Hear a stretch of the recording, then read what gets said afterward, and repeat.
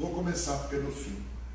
Porque todo mundo, hoje, de vocês, conhece o Sefaradi pelos judeus dos países árabes, especialmente do Egito, da Síria e do Líbano.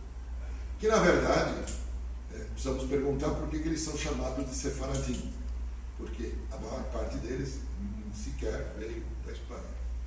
Mas isso é uma história para ser discutida. Mas, sem dúvida nenhuma, essa é a parte em que a Desiree vai falar um pouquinho. Eu lembro a vocês que nós não estamos fazendo um trabalho acadêmico, nós estamos conversando para que as pessoas possam saber mais e pesquisar mais por suas próprias contas e irem para frente sobre isso. Então, sem mais delongas, a palavra com a Super Desiree. Então, eu não sei exatamente por que nós somos chamados de Sefaradi, né? Porque as nossas origens, né, elas são menos com Portugal e Espanha e mais com a região dos países árabes, né? Do Império Romano, tudo isso. Eu vou falar um pouquinho sobre o século XX para cá, né, que a gente combinou quando houve as grandes ondas migratórias, né? Vou falar de Egito, Síria e Líbano, especificamente. Teve Marrocos no final do século XIX, no século XX, vários outros países. Mas eu vou ficar em Egito, Síria e Líbano, né? Tem mais informações sobre o processo do Egito, inclusive eu conversei com algumas pessoas, a Adriana Bios, que é uma delas, que diz que não tem ainda muitos estudos acadêmicos sobre Líbano e Síria. Tem alguma coisa mais sobre o Egito, mas Líbano e Síria ainda não tem tanta pesquisa científica como tem um pouco mais de interesse pelo Egito, né? Na verdade, as ondas migratórias desses três países, elas estão relacionadas, né, com os eventos que aconteceram no mundo, no Oriente Médio, principalmente uma onda entre o começo do século, a Primeira Guerra Mundial, né, até a década de 30 mais ou menos, que vieram para o Brasil, os libaneses vieram para a região da Moca, os egípcios vieram um pouquinho mais tarde, e depois de 48 a 56 é onde houve as grandes ondas migratórias desses países para cá, em função da criação do Estado de Israel, do aumento do antissemitismo dos judeus nos países árabes, né? E também 56 é um marco, porque é quando houve a crise do Suez, né, envolvendo Egito, Israel, França e Inglaterra, né, que também houve realmente um marco de que a gente chama de expulsão dos judeus dos países árabes. Foi quando realmente vieram essas ondas migratórias maiores. Vieram principalmente para São Paulo e Rio de Janeiro, porque também já existia uma organização comunitária muito grande aqui. Existia uma organização internacional de ajuda desses países, né? A RAIAS, uma organização internacional que ajudou muito os judeus desses países a saírem desses países, inclusive com ajuda financeira, organização de documentos. E me corrija, mas parece que muito do que a RAIAS investiu também não recebeu de volta. Não era para receber de volta. Não era para receber de volta, era realmente um processo que tinha que tirar as pessoas, elas precisavam sair desses lugares. E no caso específico do Egito, saíram, todos os países, vai ser mais do Egito, né, saíram praticamente sem nada, com algumas exceções, né? A minha família, por exemplo, a gente saiu em 62, quando já tinha saído, a maioria dos judeus já tinham saído. Nós saímos numa situação mais ou menos privilegiada. Meu pai trabalhava com uma pessoa que tinha uma empresa mista e que nos ajudou. Nós vínhamos em 57, acabamos ficando até 62 em função dessa proposta de trabalho que o meu pai teve. Então quando eu falo da imigração desses países, eu acho que é uma história fora da curva, né? A gente realmente chegou aqui, saímos com a ajuda da RAIAS, mas assim, desde que a gente tirou o pé do Egito, ficamos na Itália 15 dias com acompanhamento da RAIAS, viemos num navio, saímos com passaporte grego, não saímos como apátridas. Isso permitiu que mesmo na hora do embarque da Europa para cá, a gente tivesse uma ajuda mais positiva mesmo, né? E o fato de ter uma estrutura comunitária já bem organizada, inclusive em função da imigração ashkenazi, que foi uma imigração muito anterior à nossa, fez com que a adaptação desses judeus que vieram a partir dos anos 50 e 70 fosse melhor, né? Fosse mais fácil. Então, pelo que eu estudei mais ou menos aqui, geograficamente os judeus desses países, eles, Síria, Líbano e Egito, ficaram mais concentrados em algumas regiões, né? Na região do Retiro, ali no torno da Praça da Princesa Isabel, na São João, muitos na Bela Vista do Egito principalmente, né? Ficaram muito no Egito, alguma coisa na Lapa, alguma coisa na Santa Cecília. Depois, com o longo dos anos, houve uma migração, né, de acordo com a ascensão econômica dessas populações, houve uma migração para Higienópolis, para os Jardins, para Pinheiros, mas inicialmente eram esses bairros, e o que a gente via assim, sempre em função de terem conhecidos que viviam naquela região, que ajudaram profissionalmente.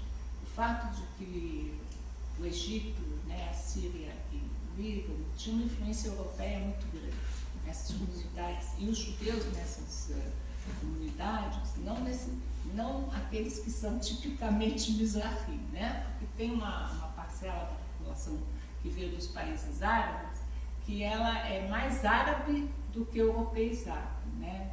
Eu vejo muito isso na família do meu cunhado, por exemplo. Eles eram muito mais mizrahi do que sefaradi, né? Falavam muito mais o árabe em casa do que o francês, apesar de que também falavam o francês, né? Então, conforme essa origem, entre aspas, né, existia também uma capacitação profissional muito melhor, né? O domínio dos idiomas. Então, quando essas populações vieram para cá, elas também conseguiram se colocar no mercado de trabalho ou como mascates, ou como depois donos de loja, ou indústria têxtil, mas muitos foram também para a indústria automobilística, que no Brasil estava num boom, né, de investimento na indústria pesada, década de 40, 50 no Brasil. As montadoras estavam num processo de importação muito grande aqui no Brasil, então muitas dessa mão de obra foi absorvida aqui. Foram fundadas sinagogas também, sinagogas sfaradis, né, pegando essas três populações, mas algumas eram mais egípcias, algumas mais libanesas, e vou falar só das três assim, que a gente mais conhece, me completem, por favor, né? Tem a sinagoga que era a antiga Polição, e ela hoje está na Rua Cravinhos. Ela é de 1924, né? Ela completou 100 anos no ano passado, e os judeus do Egito, quando eles vieram, eles acabaram indo para essa sinagoga. Os libaneses que vieram antes tem a sinagoga da Moca, né? Foram mais para a sinagoga da Moca. A Bet Yaakov, que é a sinagoga da família Safra, ela é de 59, né? Ela começou num lugar e depois ela começou na Rua Boa Vista, depois ela foi para Bela Sintra e depois ela está hoje na Veiga Filho. A Sinagoga da Abolição, ela começou a Becorraim começou na Brigadeira Galvão e depois ela foi para São Vicente de Paula. Eu acho que lá é onde tem uma maior concentração de egípcios também. Foi a Sinagoga dos Egípcios. Eu fiz bar mitzvah lá. Então. Então, basicamente, é isso o que eu tenho para falar. Por favor, completem. Não, é basicamente uma foto de como estão aí os judeus, vamos dizer, dos países árabes. E realmente a grande dúvida, por que chamamos de Sefarad? Esse é o grande mistério. Por que assumem essa coisa sefaradi de ser da Espanha, né? Na verdade, existem duas teorias. A primeira delas é que, geograficamente, quando houve a diáspora, a grande diáspora, uma parte foi mais para cima e uma parte foi mais para baixo. A turma que foi mais para baixo, ou seja, que foi mais ou menos na linha do Mediterrâneo, um pouquinho acima até a Turquia, essa turma ficou, vamos dizer assim, oriunda por causa da ida e da volta da Espanha. E a turma de cima, não. A turma de cima nem sabia da Espanha, tanto é que virou Ashkenazi todo mundo. Então, aquela parte, vamos dizer, que vocês chamam de Polônia hoje, chamam de Alemanha, chamam essas partes de cima, né? E algumas ficaram mistas, como a França, como a Inglaterra, e assim por diante. Agora, por que de repente, mesmo não tendo nada a ver com a Espanha, ganharam esse nome? Então, uma das ideias é que o rito que era feito, o rito chamado português para alguns na Holanda, sempre se fala assim, o rito português. Por que é o rito português de Portugal? Porque também Portugal, naquela parte, também pegou essa mesma... E o rito ficou esse rito sefaradi. Então eles pegaram o sefaradi, pode falar também. Não, a Chá fala qualquer coisa disso. Bom, tem uma ser. Chá na minha casa que fala disso aí. Então. Não me lembro qual era. E aí, como a pessoa achava que o rito era do sefarado, então ficou sendo sefaradi. Porque geralmente o pessoal se referia a nós como aqueles do Oriente, do Mizrah. E isso ficou ao longo do tempo muito pejorativo. Porque o Sul sempre é o Sul, dizem assim. E na verdade, o Oeste, cada um, quando você fala assim do lugar, você não dá para a pessoa, digamos, uma chance de se defender. E aí, obviamente, que preferiram ser chamados de sefarad. Essa é a ideia. Existe uma outra ideia que aí tem muito a ver com a minha cabeça, e menos com isso, com a minha própria experiência, que eu sou filho de... Meus pais tiveram 7 filhos. Eu sou o 5º filho. E o 5º filho, geralmente, ele se livra de todos os nomes lá de cima, porque já deu o que tinha que dar, não tinha mais. E justamente foi 2 casais, quer dizer, na verdade, o lado do avô de um lado, o lado do avô do outro lado foram contemplados. E aí eu ganhei o nome de Nissim, porque nasci no primeiro dia de Hanukkah, mas junto com o meu nome Nissim, me deram mais outros 2 nomes, que eu descobri mais tarde, que é, na verdade, Fernando e Rodrigues. Então, de repente, eu recebi 2 nomes sefaradi, de Sefarad mesmo, da Espanha mesmo, em pleno 1948 no Egito. Não tenho dúvidas, esse é o grande Davi Levi chegando muito bem. E aí, eu não tenho dúvidas que alguma coisa fez com que dessem esse nome sefaradi exatamente para mim. Então, essa é a primeira coisa. A outra coisa que eu queria complementar é que, na verdade, nós gostamos de ter nossas sinagogas, cada um, o judeu da Lituânia está aqui, o judeu alemão está ali, e assim vai. E os judeus, quando vieram os judeus do Egito, especialmente a minha turma, um pouco antes, 57, 58, eu cheguei em 59, já existia uma força dos judeus do Egito e criaram essa sinagoga na Brigadeiro Galvão, chamada Mekor Haim.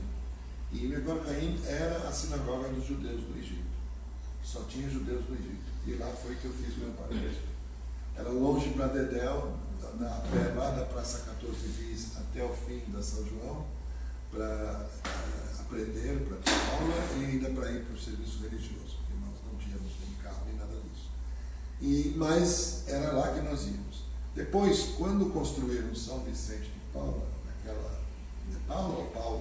São Vicente, naquela esquina, nós ainda, teoricamente, era ainda a nossa sinagoga. Mas naquele momento, os anos 60 e pouco, vieram os libaneses e os sírios, mais os sírios, e eles invadiram a nossa sinagoga e foi Deus me livre. Já a Sinagoga da Abolição, que era um pouco disso, um pouco daquilo, um pouco do outro, aí 2 ou 3 famílias do Egito foram para lá e tomaram conta daquela sinagoga, aí foi todo mundo atrás, certo? E aí a abolição virou a sinagoga nossa e aí ficou uma perninha. O meu pai ainda ia nas 2, porque ele era muito amigo de um rabino lá, o Dayan, sei lá, não lembro, era alto, forte, que eu não lembro, para mim era pequeno, para mim ele é alto, forte. Então, tem isso das sinagogas. E o Bet Yaakov, primeiro ele fez bem no centrão. Por que ele fez no centrão? Porque nós todos estávamos no centrão. Nós estávamos entre a Praça 14 Bis e a São João da Duque de Caxias lá. Então, isso era o centrão naquela época. Então, ele tinha que fazer a primeira sinagoga naquele pedaço. E para ele era uma mão na roda, porque ele ia sair do banco e já ia direto para o negócio. Aí ele fez lá, mas apareceu uma oportunidade e turma subiu para os jardins, né? Então ele fez na esquina da CIP, ele fez a Bela Sintra lá, até hoje ela está lá, Bet Yaakov 1, né? E aí, evidentemente, isso aí foi muito, muito bom, porque nós temos diferenças. Como nós temos diferenças com as Ashkenazim, nós temos diferenças. A outra coisa que você fala sobre a vinda ao Brasil, que é muito importante, que nós escolhemos São Paulo e Rio, claro que alguns escolheram outros lugares, etc., mas realmente era uma escolha porque um chamava o outro. Havia famílias, então chamava, tanto é que, por exemplo, quando nós nos mudamos, por exemplo, eu morava no lado da avenida e o Davi Levi no outro lado, porque ele de Alexandria não podia morar no mesmo lado que eu. Você morava no mesmo lado? Não, era do outro lado, do outro lado. Morava no Eu apenas falei para atiçar ele um pouco. Que ele é de Alexandria, eu sou de Cairo. São uma coisa. Primeiro nível, entendeu? A gente andava de carrinho de rolemã na volta. Não me entrega. Bom, eu achei essa colocação sua foi muito. Só mais uma coisa que me veio agora, né? A minha avó materna, ela falava ladino. No Egito ela falava o ladino, né? Que é essa herança que vem do Sefará, né? Da região da Península Ibérica. E quando a minha avó chegou em Israel, durante muitos anos ela se comunicava em ladino com as pessoas lá, né? Demorou para ela aprender o hebraico. Então, minha mãe também. Porque isso era muito usado. Eu sou da turma dos franceses, da direita. Mas nós vamos pular de um lado para o outro. Quer dizer, isso aqui, o que vocês conhecem por Sefaradi, é isso, judeus dos países árabes. Só que não é. Só isso. É muito mais. Então, vamos para o muito mais, que é a outra ponta, que, afinal de contas, por que apareceu o tal do judeu Sefaradi, se antes todo mundo era só judeu? De onde apareceu esse Sefaradi? Bom, aí o mestre Michel vai falar com vocês. Muita coisa para falar, né? Muita coisa. Eu quando estudei no colégio, a gente estudou a conquista dos romanos em cima dos gregos, né? Os romanos conquistaram os gregos. Mas tinha o conceito de helenização. E culturalmente, quem conquistou quem foram os gregos que conquistaram os romanos. Então os romanos criaram seu vasto império, mas os deuses mudaram de nome, mas eram os deuses gregos. Essa é assim que eu vejo o que aconteceu no mundo judaico, islâmico, no norte da África, do Oriente Médio, em relação aos judeus sefaraditas. Os judeus sefaraditas estavam na Espanha, a gente já vai falar um pouquinho das origens, mas quando eles foram expulsos, eles foram para o Império Otomano, foram para o norte, foram para o Marrocos, foram para a Holanda, principalmente para esses lugares, né, para Hamburgo até, foram para cidades independentes. Eles tinham uma superioridade cultural que acabou, talvez até na questão religiosa mesmo, né, o rito, como você bem falou, acabou transformando todo aquele rito no rito sefaradi. É independente se a pessoa tinha origem oriental, mizrahi, aquilo tudo virou um rito sefaradi. Quando eu fui para o Uzbequistão, eu fui para a cidade de Bukhara, no Uzbequistão, e o rito é sefaradi. O que tem a ver isso aqui? Um dia, um cara lá da Espanha foi para lá e mudou tudo e virou um rito sefaradi. Então, eu não lembro o nome do rabino, estou falando de cara, mas enfim. Então, eu entendo que o rito, independente da origem genética, né, étnica das pessoas, aquilo tudo virou um rito sefaradi. Agora, cultural, né? Força cultural. Uma coisa interessante que eu estava vendo um vídeo esses dias, eu até procurei aqui na internet para ver se eu achava o termo, no livro de Obadiah, na Bíblia, na Torá, não sei se é na Torá, na Bíblia, Obadiah 1, versículo 20. Está escrito o seguinte lá, Bíblia, hein?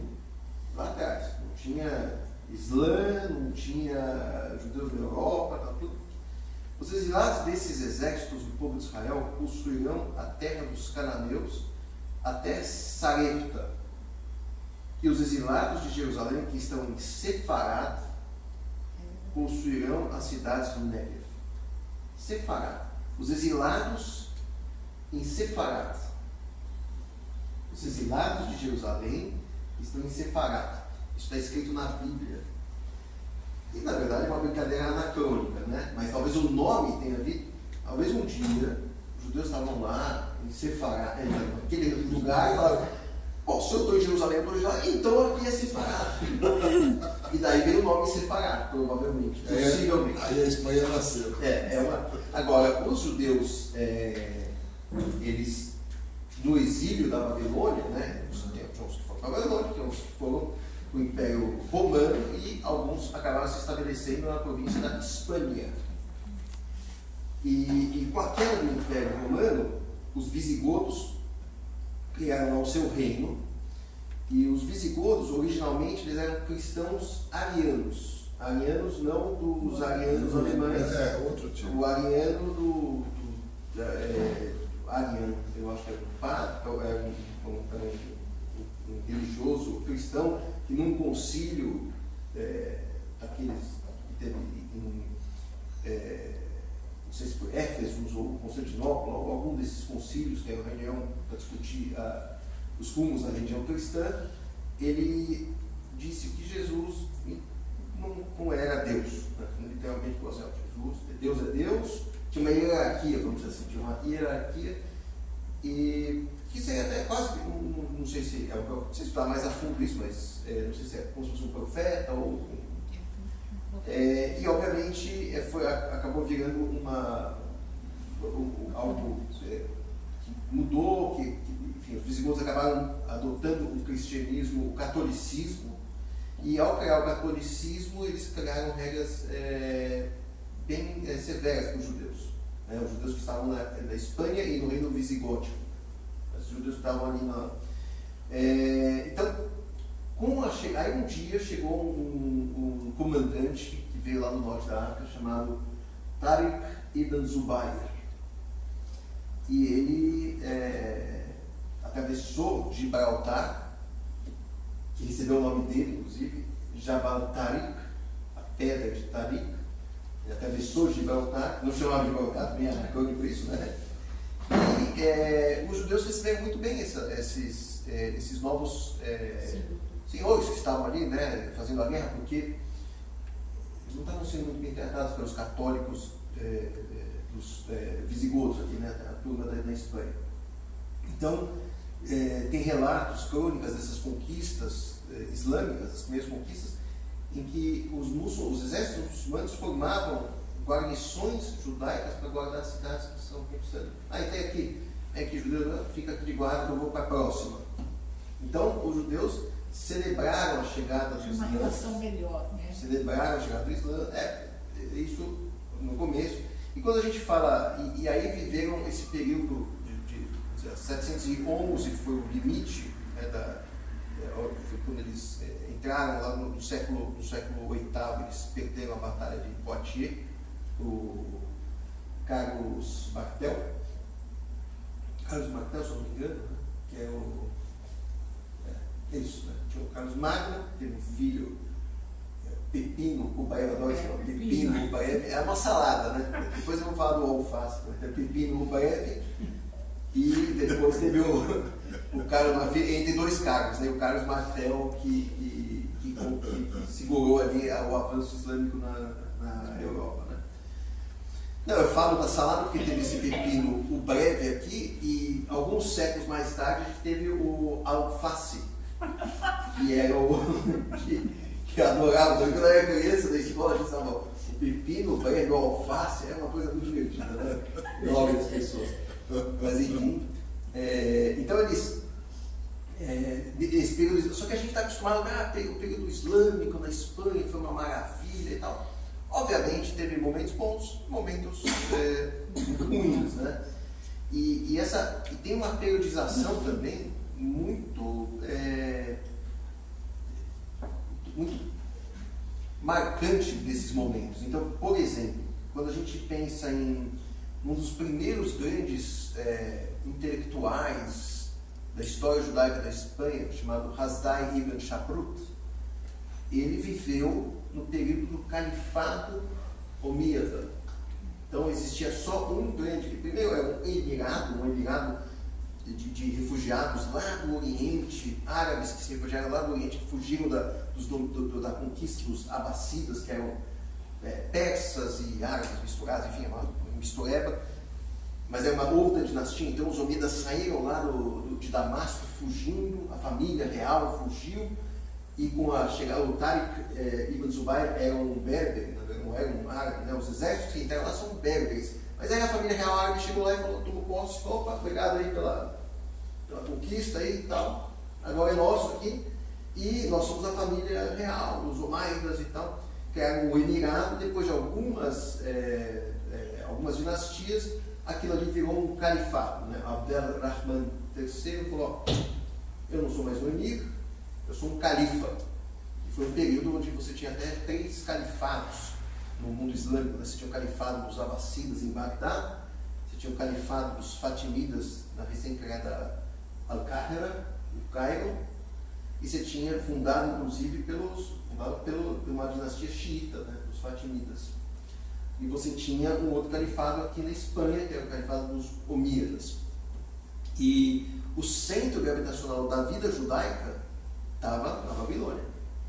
Então esses judeus que estavam aqui na Espanha visigótica, que veio o visigodo, que agora era o califado, eles telefonavam para saber qualquer coisa, como que eu faço isso aqui, qual é o rito, não telefonavam, mas mandavam os mensageiros, cartas e tudo mais, né? Não mandavam e-mail, não, cartas, e as respostas chegavam de Bagdá. Teve um período em que eles chamavam até de uma colônia da Babilônia, que foi em Cairouan, a cidade que hoje é Tunísia. Tinha realmente que viveu um boom de judaísmo muito forte, então ficou mais próximo, né? E em um dado momento os judeus de Sefarat passaram a ter uma certa autonomia, inclusive religiosa, né? E falaram, não precisa ficar perguntando o tempo todo para lá, vamos responder por aqui mesmo. Então, personagens como o Hasdai ibn Shaprut viveram no califado. Depois que o califado ruiu, veio o período das taifas. As taifas eram como se fossem cidades, estado. É como se, sabe, o Brasil se fragmentou, aí tem São Paulo, Rio de Janeiro, cada um tem o seu governante, cada um tem a sua história. E aí foi um período onde os judeus realmente floresceram, né? É o período, por exemplo, do Ibn Nagrela em Granada, e ele foi um vizir, praticamente, ele comandou exércitos muçulmanos, ele era um comandante de exército muçulmano. Imagina isso hoje. Você está nos Emirados Árabes, aí você tem um primeiro-ministro judeu, que o cara fala, os exércitos aqui, os habitantes, imagina isso, né? Então, ele foi um comandante, gerou muita ciumeira, obviamente, e tinha muçulmanos, que tem até um poeta muçulmano que falou que beijar a mão do Ibn Nagrela é como beijar a pedra preta da Kaaba. Então, e depois disso, obviamente, eles foram massacrados. Teve em 1066 um massacre de Granada, o filho do Ibn Nagrela foi morto, e acabou o período. Então não é um período tão dourado assim, né? Teve seus momentos, vamos dizer assim, trágicos, de pogroms e coisas desse tipo. E teve, depois das taifas, as taifas viveram no mesmo período da reconquista cristã. Então os cristãos no norte descendo a reconquistar, e conquistavam uma taifa, cristianizavam essa taifa, aí tinham acordos entre muçulmanos e cristãos contra aquele rei muçulmano, cristãos e muçulmanos contra aquele rei cristão. Era uma bagunça, assim, não tinha muito. Tem até a história do El-Cid, que é um comandante cristão, se eu não me engano, mercenário, eu não sei muito o detalhe da história, mas vem de El-Said, né, o nobre e tal. E você, nesse período das taifas, acabando as taifas, vieram os almoravidas, é uma dinastia que veio do Marrocos, que veio em socorro a alguns reinos muçulmanos, falaram: me ajuda aqui, porque os cristãos estão vindo aqui para cima da gente e tal. Só que eram mais fundamentalistas. Eles vieram da mesma região da minha mãe, Rabat. Almoravid vem os homens de Ribat, os homens de Rabat. E finalmente veio a pior das dinastias, os mais fundamentalistas de todos, que eram os Almohid, os unitaristas. Esses eram o Estado Islâmico de hoje, o Estado que nem o ISIS. E o Maimônides viveu nesta época, diferente. Ele não viveu, por exemplo, nas taifas, ele não viveu no califado, ele viveu no período mais duro da Espanha ali, onde as leis, eles, por exemplo, não acreditavam no contrato da Dima. A Dima é um acordo feito pelo califa Omar de proteção às minorias religiosas dentro do Islã. Então, judeus, cristãos, sabeus no Iraque, zoroastristas, eles eram os povos dos livros, então eles eram protegidos, entre aspas aqui, né? Tinham que pagar alguns impostos, mas eles poderiam viver dentro do mundo islâmico sem necessariamente se converter. Esses almohid, os almohadas em português, eles não aceitavam essa história, falando: não, tem que se converter. Acabou, tem conversa. Ou conversão ou morte. E nesse contexto, o Maimônides saiu de lá e foi para o Cairo. Né? Tinha a sinagoga, visitei a sinagoga do Maimônides no Cairo. Ele foi um médico naquela época, tinha o Saladino, foi médico do Saladino.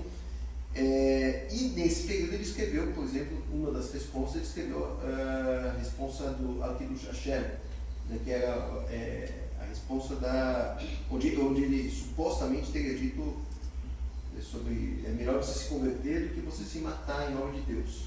Porque você tem sempre essa discussão de martírio nessas religiões monoteístas muito fortes. Os cristãos, eles se matavam, né? Eles se cortavam suas peles, eles se imolavam ou se sacrificavam em nome de Jesus. Depois os próprios judeus em massadas se matavam suas famílias, porque eu não vou me converter, não tem conversa. A apostasia era uma coisa muito séria. E o Maimônides, eu estou falando isso aqui mais como sem profundidade intelectual, teria dito: vocês podem se converter, não tem problema nenhum. Dizem até que ele se converteu para poder sair de Córdoba, da Espanha, passou por Fez, e quando ele chegou no Marrocos, ele se desconverteu e pronto, né? E aí obviamente foi perseguido e tal. Então, tentando responder um pouco das perguntas aqui sobre a origem dos sefaraditas, né? Tem essa história do nome, está na Bíblia, tem um pouco da história, o contexto deles saindo do exílio da Babilônia e se estabelecendo em várias regiões do Império, mas especificamente da Espanha. E aí, mais um exemplo interessante, né? Quando eu estudei filosofia, eu estudei o Spinoza por um tempo, e o Baruch Spinoza, o nome é Benedito Spinoza, né? O meu professor falava assim: você sabia que o Spinoza pensava em português? Ele pensava em português, né? Porque ele é um judeu sefaradita, né?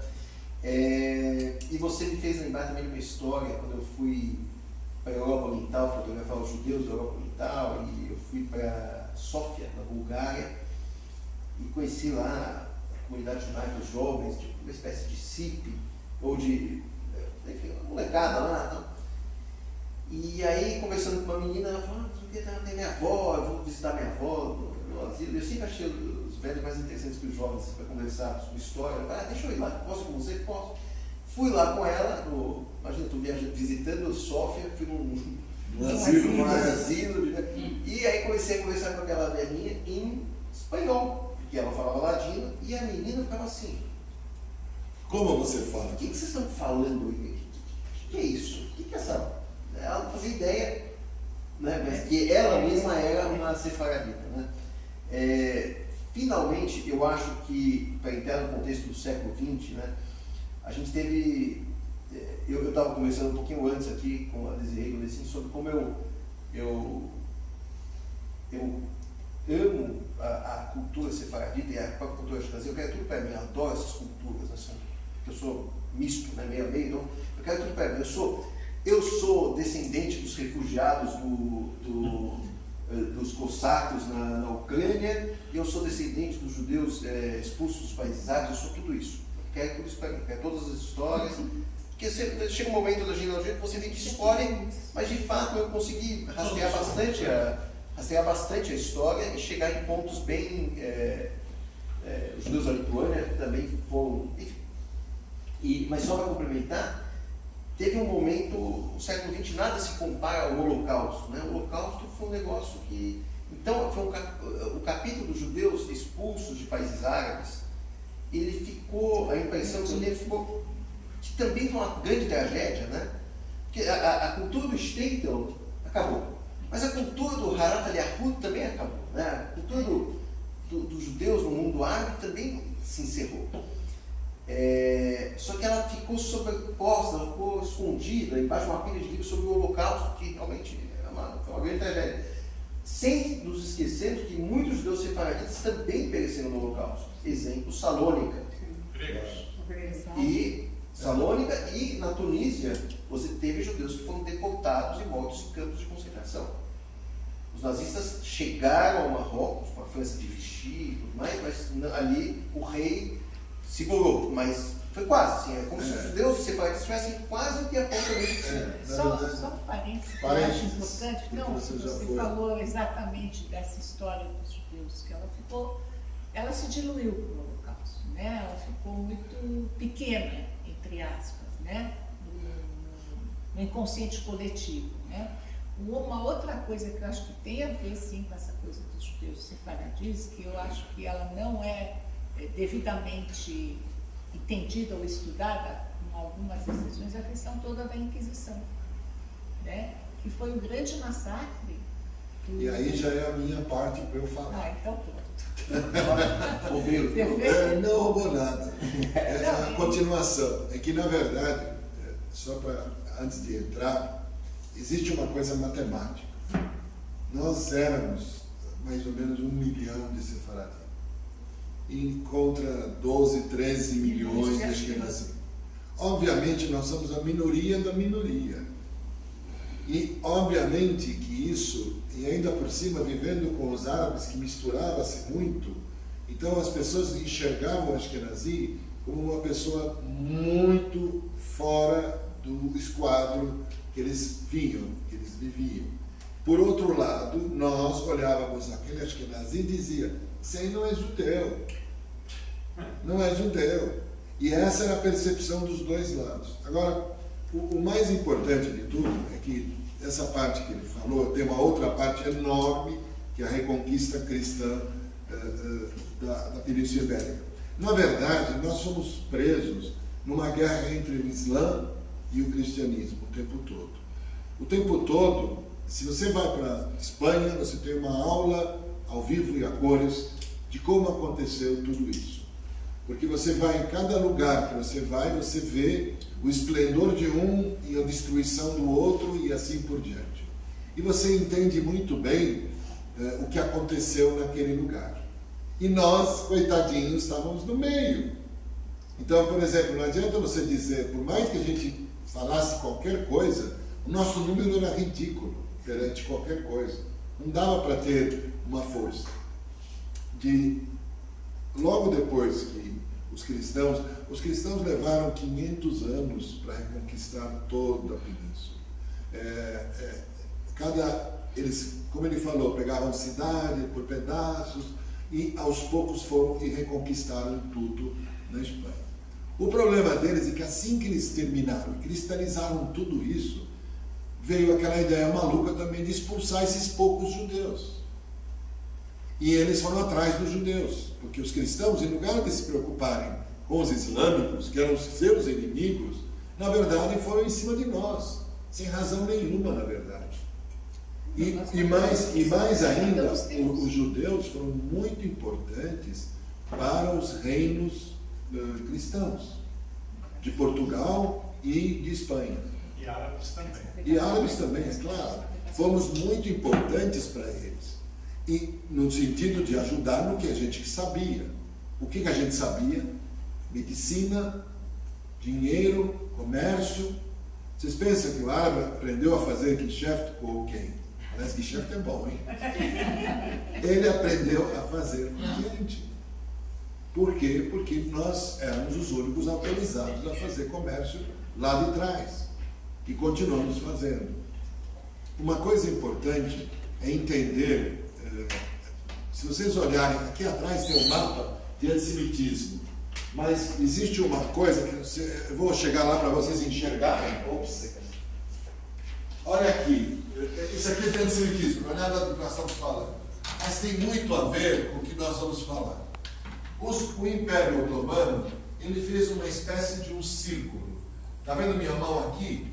Da Turquia, mais ou menos, que deve estar por aqui, em algum canto da divisão, por aqui, ele fez o contorno todo, o Império Otomano.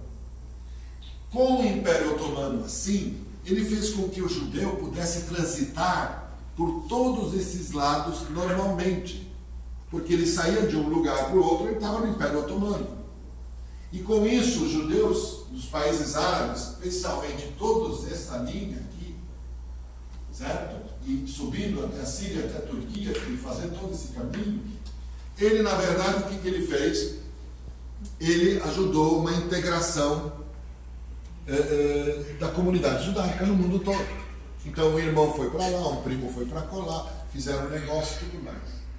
Quando, em 1400, nós já pulamos muitos anos, muitos anos, quando expulsam a gente, expulsam, dois motivos me parecem claros. Eu não acho esse negócio. Espera, precisamos tirar uma foto nós três. Tira uma foto nós três primeiro, porque ela vai numa festa, num baile. A minha avó paterna foi para a Síria e conheceu meu pai, meu avô. Não, eu digo o seguinte, a Turquia tem um papel muito importante na história toda, por dois motivos muito simples. Os califados todos que ele falou, e a história toda, sem dúvida nenhuma, influenciaram muito os judeus. Porque os judeus sempre ficaram próximos da capital do califado. E em Constantinopla, nós já tivemos no passado os romanos com o seu quartel-general lá numa época. Então, era um lugar super, hiper já colocado. O Sefarad passou muito por lá. O problema é que as perseguições que tivemos na Turquia não se comparam com tudo o que aconteceu. Não se comparam.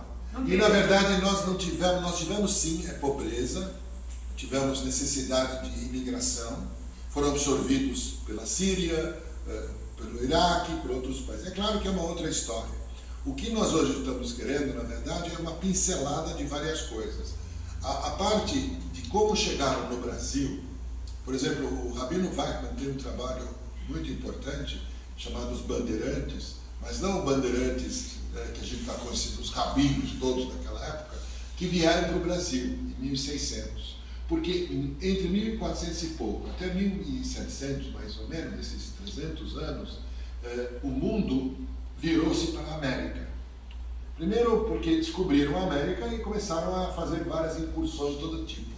Depois, os judeus, de uma certa maneira, os sefaradim, que foram para a Holanda e foram grande número ajudaram a financiar o Nassau para ele vir conquistar a América e talvez em função de que já tinha muitos judeus aqui, certo? E ele veio, conquistou, ficou lá uns 15, 20 anos e depois foi expulso de lá. A mesma coisa aconteceu com os franceses, que vieram para São Luís, também tentaram durante um certo tempo introduzir e também foram expulsos e rechaçados. E nesse contexto todo, o Norte e Nordeste, que naquela época era o Brasil não era a parte do Sul, era a parte de cima, era o Brasil de verdade. Ele, na verdade, recebeu muitos judeus por N motivos, né? Especialmente pessoas que não tinham onde ir, fugiram da Inquisição, fugiram de alguma coisa e realmente começaram a habitar. Então, se você pensar assim, Rio Grande do Norte, Paraíba, Pernambuco, Pará para cima, e indo um pouquinho mais, mas aí muito menos, não chegava a Manaus. Por quê? Porque era muito longe e aí só com a borracha e com os marroquinos é que foram para lá. Então, nesse período todo, nós tivemos, sim, os judeus da Espanha vindo para cá. Aí sim são os sefaradim mesmo. E a turma que veio para São Paulo, depois, por que veio para São Paulo? Quase 70 anos depois, sei lá quantos mil... São Paulo foi fundado em 1554, se não me falha a memória, e então, um pouquinho antes de São Paulo estar sendo formado, começou-se um núcleo aqui em São Paulo do comércio de minérios, de vários tipos. E isso se espalhou em Minas Gerais, as esmeraldas. E aí foram tentar, obviamente, quem topou a parada, foram o Fernão Dias, o Borba Gato, todos esses caras que eram todos judeus. E eles todos fizeram as suas coisas e colocaram. Ao mesmo tempo que isso acontecia, nesse período de 100, 200 anos que nós estamos falando, a Inquisição continuou solta. Inclusive no Brasil. Inclusive no Brasil, mas com poucas mortes. Mas no Brasil tinha também.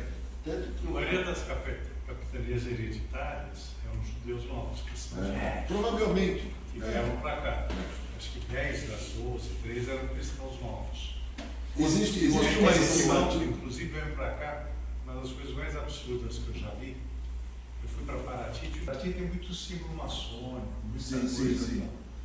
E aí ela falou, não, e aqui nessa praça era a Inquisição, Praça da Inquisição. Eu falei, como assim a Inquisição? Através dos bons comerciantes. Ela falando isso para pessoas. Oi. Falei, peraí, você sabe o que foi a Inquisição? Não tem nada a ver com isso. Eles contam a história oficial que a municipalidade de Paraty conta. Os bandeirantes são vistos como os caras que mataram os índios, os caras que, e no fundo, muitos deles eram a favor dos índios contra os jesuítas, porque os jesuítas eram era a igreja inquisidora, os bandeirantes eram os cristãos novos. Carne seca, nada mais é que a guerra, na verdade, a batalha entre o Islã e o cristianismo nunca acabou e não vai acabar nunca. E nós estamos no meio dessa história o tempo todo. E na verdade, a posição, vamos dizer assim, nossa, é de tentar entender que com a chegada na América, muito do judaísmo sefaradi se instalou aqui muito antes de qualquer esquenazi pôr os pés aqui. E na Argentina e no Uruguai também. Toda a América Latina possível, até a Bolívia. Sim. Então, o que acontece é o seguinte, as raízes judaicas do Brasil são todas sefaradim. Tanto é que se estima que deve ter 10 a 12% da população brasileira que é sefaradi. Não sabe, um dia descobre. Nós estamos na mostra de cinema, nós vamos mostrar um filme que foi feito há 20 anos atrás, e estará de novo, A Estrela Oculta do Sertão, que mostra exatamente isso. Que, na verdade, se você olhar bem, você está percebendo que a saída dos judeus sempre foi procurar um lugar mais tranquilo. Que fazem barulho, você vai para lá, fazem barulho, vai mais para lá. E as oportunidades que surgiram são imensas. Porque no Brasil, por exemplo, a diferença, nós não temos nada a ver, a nossa chegada do Egito não tem nada a ver com o que já tinha sido feito no Sefarad. Mais ou menos, porque a minha tia-avó já tinha vindo para o Brasil, né? Casou lá, a irmã da minha avó, casou e veio para o Brasil e ficou no Rio de Janeiro, como eram muitos outros no começo do século XX. Muita gente veio para cá, porque era América. América era tudo isso, era América. Às vezes o cara confundia, pensava que era Estados Unidos e na verdade caía aqui. Mas era América também. Ou então aquele distraído que vai até Buenos Aires pensando que está no Brasil, certo? Ronald Reagan, por exemplo, que ele falou, foi ótimo. Bem americano. Bem americano, né? Então, na verdade, a construção sefaradi foi feita durante muitos anos aqui.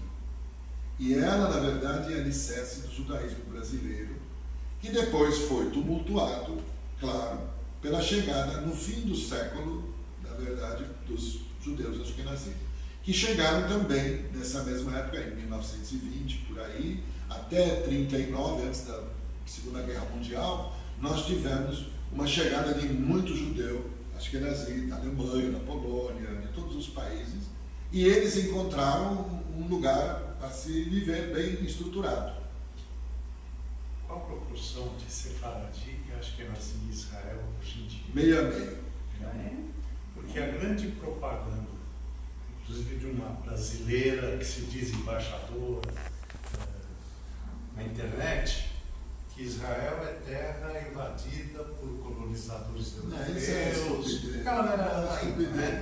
supremacia branca, limpeza étnica. Se alguém invadiu o Israel, foram esses árabes que não tinham onde morar. Não é só isso, os sefaradis que foram expulsos dos países árabes dos anos 50, 60, quase 900 mil, a grande maioria foi para Israel. Quer dizer, quem colonizou Israel foram os próprios países árabes que expulsaram os judeus. Na verdade, eles se referem muito ao trabalho sionista, que é uma outra história, que na verdade não partiu do sefaradim, porque o sefaradi ele não queria, na verdade, ter mais conexões com Israel. E ele na verdade, estava muito próximo e não queria. Árabe por árabe, preferia ficar lá onde ele estava. E a vinda dos judeus da Rússia e da Polônia, sistematicamente, sim, trouxe um ar de que, bom, gente de lá de longe está vindo para cá. Mas essa gente, primeiro, não estava querendo colonizar. É que a colonização começou para valer quando o Rothschild, mais os outros 3 ou 4, que me falha o nome, fizeram investimentos maciços de compra de terreno. E aproveitando a lei turca, dessa vez, que a lei turca era uma lei assim, porque lembram que Israel, durante muito tempo, era do Império Otomano. E o Império Otomano tinha uma regra: se você fizer um cercado e construir uma cabana, uma coisa assim, aquele terreno é seu. Então, durante a calada da noite, muitos terrenos assim foram construídos e assim os judeus conseguiram, pelo menos, defender uma teórica fronteira. Foram os primeiros kibbutzim que fizeram todo um desenho, a custo de muitas vidas se foram. Mas o importante, voltando para o sefaradi, que é o que nós queremos hoje falar, o sefaradi, vindo aqui para a América Latina, ele encontrou espaço cultural, ele encontrou espaço para a sua religião, ele encontrou espaço para viver bem, e realmente ele vive muito bem, até um certo ponto, sim. Então, na verdade, essa construção aqui foi muito importante. Agora, ele também foi para a América Central, que foi muito importante, do México até as Guianas, até aquela virada um pouco do Panamá. Tem sinagogas em todos esses lugares, tem sinagogas centenárias, né? Cuba, Haiti, todos têm. Por quê? Porque eles vinham para aquele lado de lá. Nos Estados Unidos, propriamente dito, na verdade foi só aquela história do pessoal saindo do Nassau, né, de Pernambuco, indo para fazer a Nova Amsterdã, e dali começou a surgir. Mas demorou muito para os Estados Unidos ter sua população e de sefaradi pouco, porque lembra-se, nós éramos poucos. Nós éramos mais ou menos 1 milhão. Naquela época, vamos dizer, voltando para a época de 1500, quando fomos expulsos, nós não éramos tantos assim. Houve, na verdade, no século XX, do século XIX ao século XX, houve um crescimento muito grande da população judaica no mundo. Mas foi muito mais europeu do que foi sefaradi. E eu não tenho os números certos, mas vamos dizer, fomos de 1 para 10, uma coisa assim. Foi um salto muito grande. Quando nós chegamos em 1900, dizem que nós éramos mais ou menos 1 milhão, 2 milhões de judeus, e em 1945 nós já éramos, mesmo depois de perder 6 milhões, nós éramos 10 milhões. Então, realmente, o judeu teve momentos terríveis em todos os lugares. O sefaradi também teve, houve os pogroms, também nós tivemos em toda a história judaica sefaradi a mesma coisa, dependendo, claro, da violência de um e de outro, não vamos comparar quem sofreu mais, mas houve uma forma clara e cristalina no mundo. Não importa onde estivesse, o judeu era um target a ser atingido em algum momento. Eu costumava brincar com meus amigos portugueses, que eu tenho muitos amigos portugueses, e eu disse assim: um Dom João contratava os judeus, um Dom João matava os judeus. Aí outro Dom João chamava, porque só tinha Dom João lá, outro Dom João chamava, e assim foi sucessivamente durante 100 anos. Eles foram fazendo isso como brincadeira. E naquela oportunidade, que a gente conhece o papado como ele é hoje, mas o papado lá atrás era como se o Papa tivesse seu próprio exército e ele que dava as bênçãos para os governantes. Então, o rei de Portugal, Dom João, tinha que convencer o Papa, Gregório, sei lá o nome dos papas da área, para que ele permitisse que houvesse uma expulsão dos judeus. Deixa eu só complementar ali dos judeus turcos que você perguntou. É assim, os judeus da Espanha tinham um conceito chamado, os judeus de uma maneira geral, né, o sionismo religioso. Não era o sionismo político do Theodor Herzl, mas desde a expulsão de Babilônia, tinha o Ezra falando ali no Ezra e Neemias, né, o Ezra no Iraque falando: vamos voltar para a terra de Israel. E você tinha também, em 1300, 1400, 1500, judeus, ainda na Espanha, antes da expulsão, tinham esse sonho de ir para a Eretz Israel. Exemplo, o José Caro.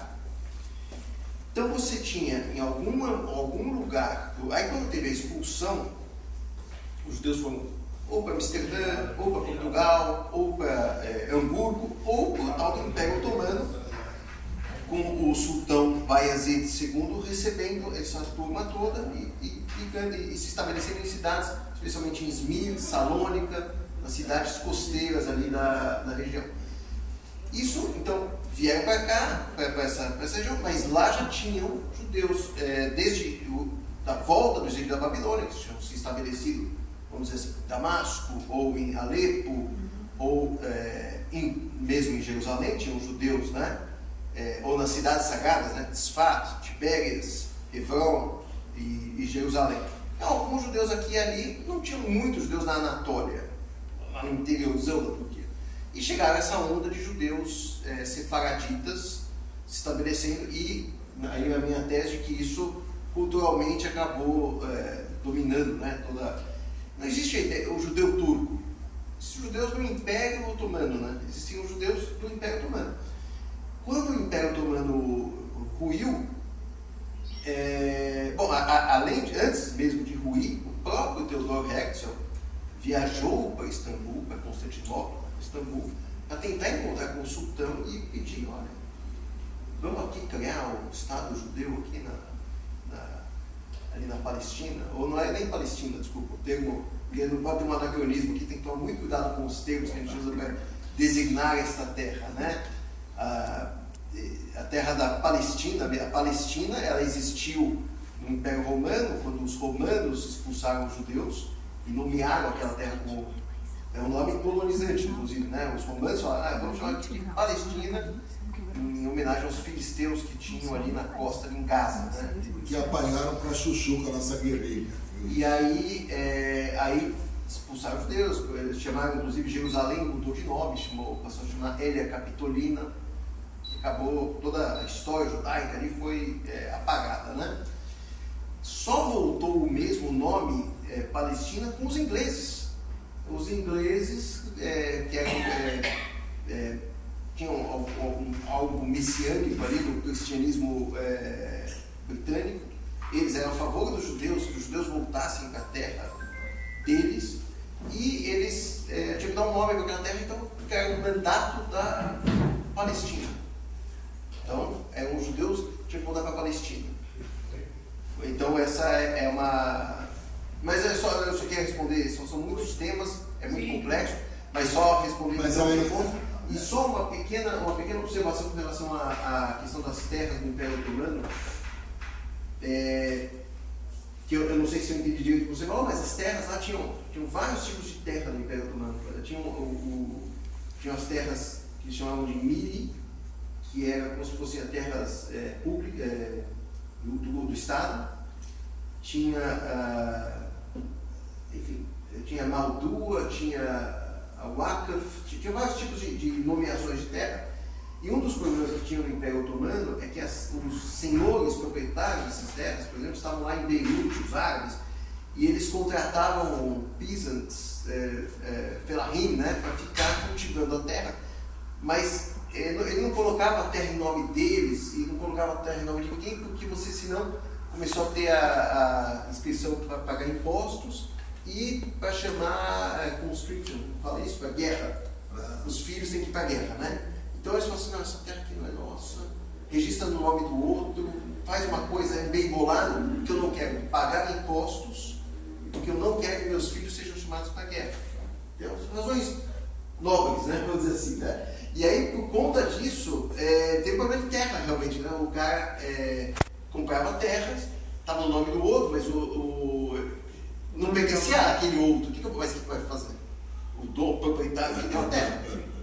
Não é um problema... Não, na verdade, acontece o seguinte, quando os britânicos assumem em 1920, 18, 19, 20, e viram o mandato Palestina, eles aproveitam as leis turcas, dos otomanos, deixam valendo. E eles não estão interessados em nada de imposto, nada dessas coisas todas, porque naquele momento o mandato era de um território, não era de um Estado. A Palestina nunca foi um Estado. Era assim como se fosse, porque só para vocês entenderem, é muito fácil entender isso, toda aquela região não era nada. A Jordânia não existia, a própria Síria, mas era estável, era aquele bando de cidades. Então, na verdade, não havia um Estado. Tanto é que os ingleses dão para o Abdullah, porque ele ajudou muito eles, a Jordânia.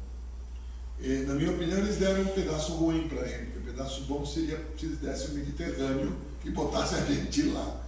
Eu já falo assim, obrigado pela doação equivocada deles.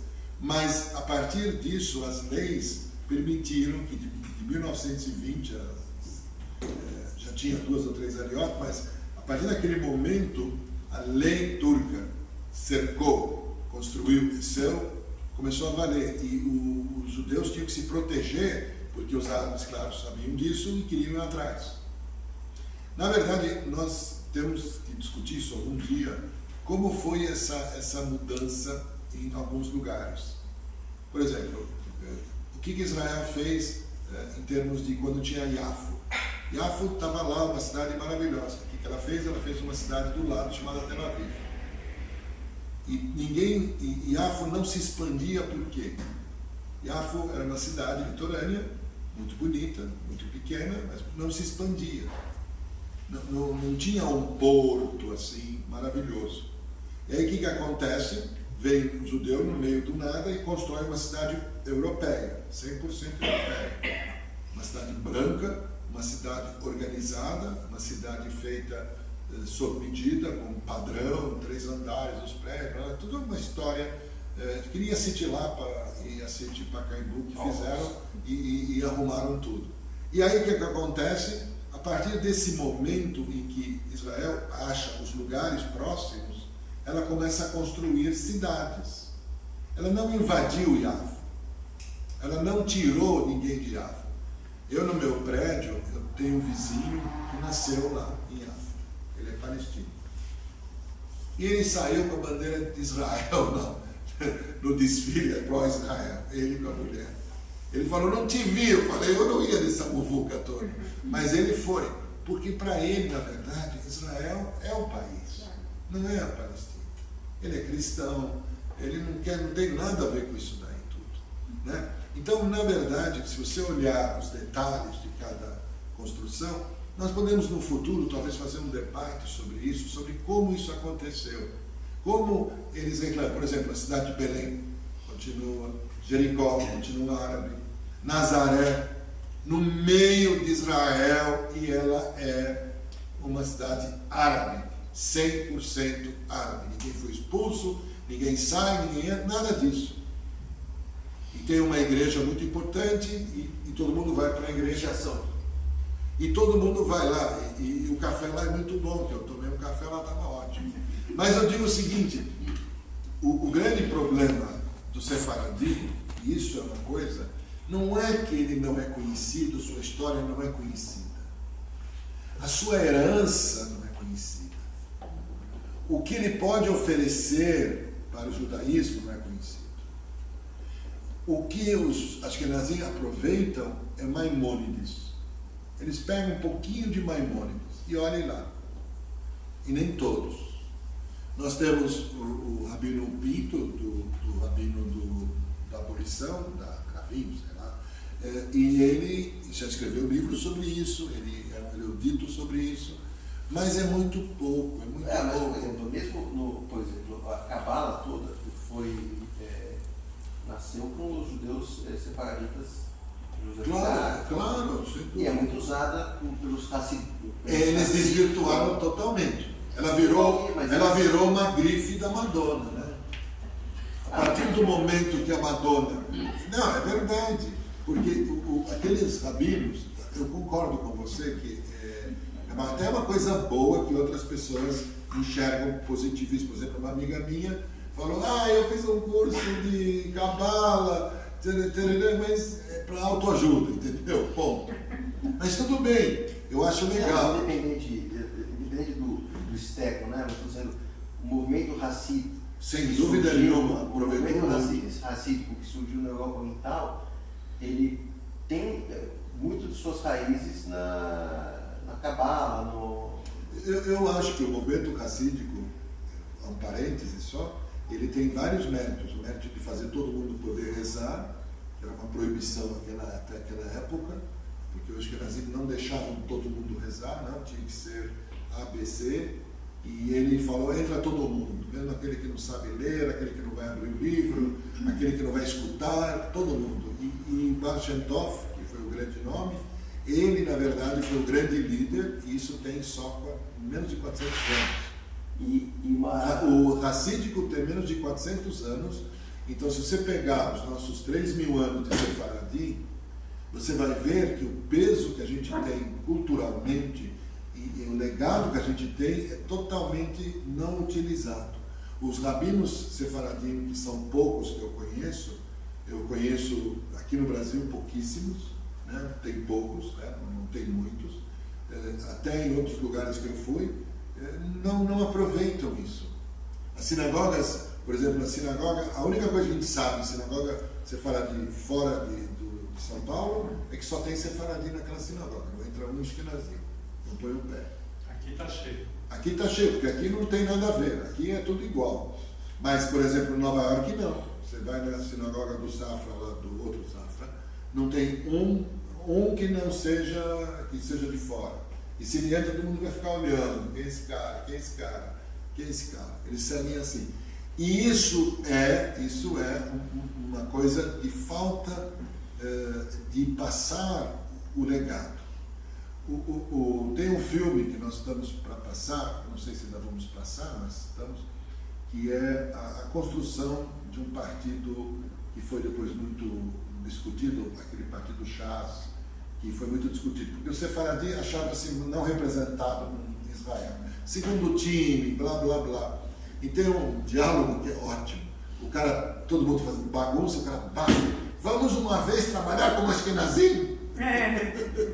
E ele fala assim. Tem um personagem na política israelense que faleceu acho que ano passado, chamado David Levy. Sim, que foi o problema em aeroporto por causa dele. Que foi muito importante. Sem dúvida nenhuma. Chegava em Israel, tinha que ir para a salinha. Peraí, não vê isso. Sabe quantos David Levy eu conheço? Eu conheço meia dúzia. Mas esse David Levy, ele é um judeu marroquino, né, que mudou a visão de como... Tem uma alavancada dos judeus marroquinos que eram considerados, vamos dizer assim... Nós temos um problema de nomes. Você sabe que eu descobri recentemente que Nissim Hamaui, eu consegui achar 22. Davi Levi deve ter uns 50. Não, e é engraçado que eu sempre pensei que eu era primeiro e único. Peguei uma vez no Cruzeiro Marítimo, só de curiosidade, tinha uma família Levi, todos os anos uma camiseta, aniversário de um deles, eram 28 pessoas, e a minha esposa minha filha fez uma camiseta, a família Levi também. Bom, juntou Levi com Levi, mas só nessa família tinha 3 Davi Levi. Então, só para você ver. Não, e é engraçado que eu descobri da maneira mais estúpida do mundo. Eu sempre pensei que era primeiro, quinto filho, primeiro nome, né? Quem vai ter outro? Né? Não tem. Aí eu viajei sempre pela América para ter milhas para poder viajar de graça e tal. E uma vez eu fui muito mal recebido no aeroporto pela moça, ela foi muito grossa. Ela falou, eu falei, veja se o número está certo. Sabe, a gente fica besta de querer provocar, né? Veja, ela falou, Nissim Hamaui, sim, tá aqui, pronto, toca, né? E aí eu fui, mas eu fiquei com isso na cabeça, ela deve não estar certo. Mas ela viu o meu nome, sei lá. Aí eu tinha uma loja lá no Renaissance, não sei se ainda tem. Aí eu fui na loja, as mocinhas muito simpáticas atenderam, falei, olha, eu viajei assim, assim, assim, mostrei a passagem e tal, quero ver se as milhas foram acreditadas. Aí a moça falou, pera um segundo, Nissim Hamaui e tal. Ah, sim, foram sim. O senhor mora na Panamá, na rua tal, Nananina. Ah, então o senhor mora na rua tal, no tal de San Diego. Não. Bom, depois dos 5 chegou eu. Aí eu tive curiosidade de pesquisar. Põe no Google Nissim Hamaui que vai aparecer os outros. Muita gente da cidade de Hama. É claro, porque ele esteve na minha cidade, Hama, que é a cidade original de onde veio meu avô, e ele está sentado pus na capa, ele está sentado no Castelo dos Assassinos. No Castelo dos Assassinos destruído, né? Ele está sentado lá na minha origem, do meu lado do meu pai. Mas essa confusão eu tenho aqui no Einstein. Bom, você toda hora. Levi, meu amigo, o que não falta? Nigri e Levi, esquece. Qual CPF? Então que tem 3, 4. Até Hamaui está cheio, estou achando um absurdo. Pareceu muitos Hamaui na minha vida. Gente, o interessante de tudo isso é que a gente conversa e a gente está, na verdade, tentando passar para frente a preocupação de ir atrás um pouco do Sefarad. Ir um pouco atrás porque ele vale a pena. O nosso futuro... Ele vale a pena porque você começa a descobrir coisas que a gente às vezes pensa assim, olha, eu descobri uma certa coisa que um amigo meu me contou um segredo, como eu faço assim, assim, assado. Às vezes o pensamento filosófico que a gente não tem como norma falar, ele conduz ao nosso comportamento. Então você aprende uma coisa que o Sefarad fazia, um gesto, uma forma, isso entra em você. Eu tenho, por exemplo, algumas preocupações alemãs, mais alemães do que qualquer outra coisa. Eu aprendi com os alemães, porque eu fui da diretoria durante... Pode ir. Eu estou autorizado, um pipi só, hein? E aí o que acontece? Eu aprendi muito com os alemães. Um jeito de pensar, um jeito de fazer até contas, um jeito de ser. Só não assimilei a frieza deles, porque era impossível me tornar um cara introvertido. Yak. Porque o Yak dá um abraço assim. Esse é o abraço dele. Agora, se o abraço for muito profundo, é assim. Esse é aquele abraço de quebrar as costas. E imagine você, eles me tiveram durante 20 anos, mais anos, sei lá quantos anos na diretoria, e abraçando todos eles. Eles me odiavam. Não é que me odiavam, mas essa parte do calor humano, por exemplo, não sei se vocês sabem, mas a música brasileira em Israel é super cantada. As pessoas, mas sempre foi. Eu, quando fui em Israel em 69, com um ano de voluntário, lá atrás, quando era bem jovem, e uma vez eu estou subindo no ônibus, sabe, de repente, diga, que pensa, que fala, o que está vendo aqui? Que música que é essa no rádio de Israel? Era um programa de 1 hora de música brasileira, em 1969. Você falava que era do Brasil, pronto, você não era, eles misturavam. Latino eram os outros, argentino, peruano, boliviano. Nós não éramos latinos, nós éramos do Brasil. E o cara falava, Brasilai, Brasilai. Por quê? Porque o lado sefaradi nosso é caloroso. Você vai na sinagoga nossa, putz, meu pai parecia que ia matar todo mundo e vice-versa. Primeiro gritavam, falavam um com o outro, se abraçavam. Parecia eu olhava para aquilo, meu pai vai bater nesse cara, meu pai vai bater nesse cara. Não, é assim, era uma comunicação. E o israelense é igualzinho. Igualzinho. Ou seja, o sefarad chegou lá, ele é barulhento, inadequado, grita, gente, senta aí, vamos, vai junto a tudo. É assim que funciona. Então, eu estou dando um exemplo de como o legado pode ser usado. Vocês têm que entender uma coisa. O Maimônides é apenas um dos muitos rabinos sefaradim que trouxe muita coisa para esse mundo. E se a gente fizer um paralelo com os outros, é muito menos. Então, há muita coisa que tem que ser pesquisada e profundamente ir atrás. No livro que nós vamos lançar, daqui a um mês mais ou menos, junto com a mostra, nesse livro nós contamos como surgiu a Espanha do Sefaradim. Porque, na verdade, o grande poder na época, no começo, eram os romanos. O mapa nas cabeças de vocês, se vocês olharem o mapa, está assim. Então, Israel está aqui. A sua direita de Israel, no mapa, vai para a Babilônia, para o Irã, para o Iraque.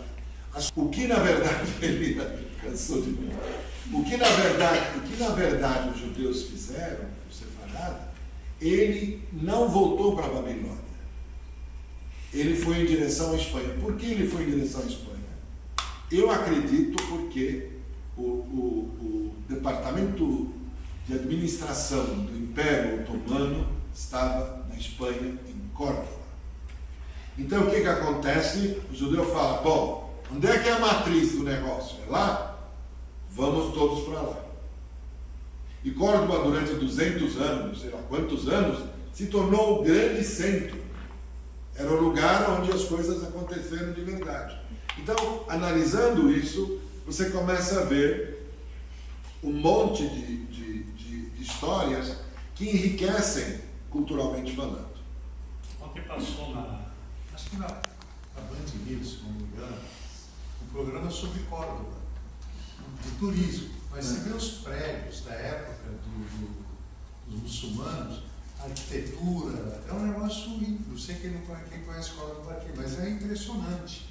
Não era qualquer coisa. Não, e o mais importante é que fizeram uma estátua do nosso amigo Maimônides em plena Córdoba. Porque foi ele, apesar de ele estar tido toda aquela história toda, eles entenderam a importância dele para a Espanha. Não para judeus, para a própria Espanha.